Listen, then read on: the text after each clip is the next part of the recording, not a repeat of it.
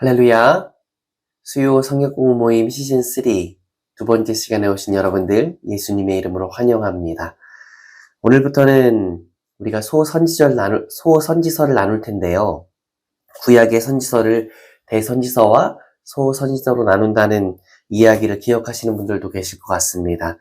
이사야, 예레미야, 에스겔, 다니엘까지를 대선지서로 구분하고 그리고 호세아부터 말라기까지 12권의 책을 소선지서로 구분합니다. 오늘부터 소선지서에 들어가고요. 첫 시작이 바로 호세아입니다. 호세아의 이름의 의미를 먼저 한번 생각해 봤으면 좋겠는데요. 호세아의 이름의 의미는 구원이라는 의미를 가지고 있습니다. 호세의 배경을 또한 한번 볼까요? 호세의 배경을 살펴보면 남유다와 북이스라엘의 이 분열된 이유입니다. 정확히 더 구체적으로 말씀드리면 아마 다 기억하실 텐데 통일 이스라엘이 있죠. 사울과 다윗과 솔로몬까지 통일 이스라엘의 왕들입니다. 그리고 솔로몬의 아들 르호보암 때에 이 통일 이스라엘이 북이스라엘과 남유다로 혹은 북왕국과 남왕국이라고도 하는데요. 그렇게 분열되어지죠. 호세아의 배경을 살펴보면 이 분열의 시기입니다. 호세아의 사역지는 북이스라엘이라는 사실을 또 우리가 인지하면서 성경을 읽었으면 좋겠고요. 그는 북이스라엘의 멸망을 예언했고 그 멸망 중에 통곡합니다. 물론 호세아가 북이스라엘에서 활동한 선지자였지만 이 사건은 남유다에게 경고가 되기도 합니다. 호세아의 목적은 분명한데요. 죄를 떠나라는 것이죠. 다시 주님께 돌아오라는 것이죠. 주님을 올바로 알라라는 것이죠. 그런데 호세아에서 특이한 점은 그의 개인의 가정사가 하나님의 메시지를 전달하는 데 사용되어졌다라는 것입니다. 다시요. 호세아에서 특이한 점은 호세아 선지자의 개인의 가정사가 하나님의 메시지를 전달하는 데 사용되어졌다는 겁니다. 북이스라엘의 모습을 보면 죄가 팽배합니다. 영적인, 도덕적인, 사회적인 부패가 심각한 시기. 우상으로 가득 찼던 시기입니다. 하나님께서 호세아 선지자를 통하여서 북이스라엘에게 말씀하시는데요. 방금 전에 나눴지만 하나님께서는 그의 삶을 하나님의 메시지를 전하기 위해서 상징적으로 사용하십니다. 그 하나님의 메시지, 호세아 선지자를 통하여서 호세아 선지자의 가정사를 통하여서 하나님께서 이스라엘에게 주시고자 하셨던 그 메시지의 중심은 하나님의 신실한 사랑이었습니다. 호세아 3장 1절은 하나님의 신실한 사랑을 호세아의 삶을 통해 보여주는 구절 중에 한 구절인데요. 제가 한번 읽어드릴게요.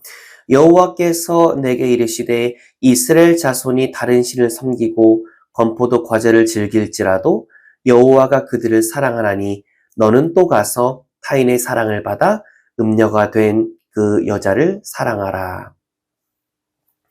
이스라엘 자손이 다른 신을 섬길지라도 여호와가 그들을 사랑하나니 너는 또 가서 타인의 사랑을 받아 음녀가 된 그 여자를 사랑하라. 하나님의 신실한 사랑, 그것이 호세아서에 나타나는 메시지 가운데 하나입니다. 호세아의 아내는 부정한 여인이었거든요. 호세아의 그의 아내에 대한 사랑이 보여주는 것이 무엇이냐면 하나님의 이스라엘을 향한 그럼에도 불구하고의 사랑입니다. 그럼에도 불구하고의 사랑.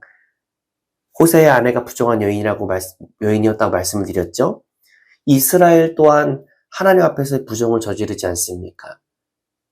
하나님께서는 이스라엘 백성들을 사랑하시는데 이스라엘 백성들은 우상 숭배에 빠져 있는 모습이 있지 않습니까? 죄에 빠져 있는 모습이 있지 않습니까?